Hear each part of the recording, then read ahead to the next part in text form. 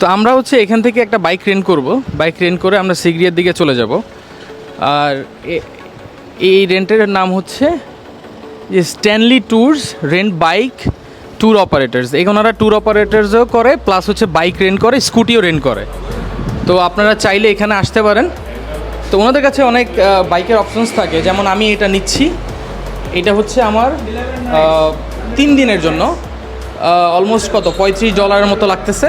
এটা আমি 3 দিনের জন্য, ফুয়েল আমার নিজের, বাট একদম পুরো ইনটেক, আপনারা দেখতে পারেন একদমই ইনটেক, একদম ইনটেক একটা বাইক। তো এখানে হচ্ছে বাইক নেওয়ার জন্য অবশ্যই একটা ইন্টারন্যাশনাল ড্রাইভিং লাইসেন্সের প্রয়োজন হয়, যদি না থাকে তারপরও ওনারা ম্যানেজ করে দেয় সামহাউ। আর আরেকটা জিনিস হচ্ছে যে এখানে আপনারা আসলে মোটামুটি ওনাদের সার্ভিসটা নিতে পারেন, এটা খুবই ভালো।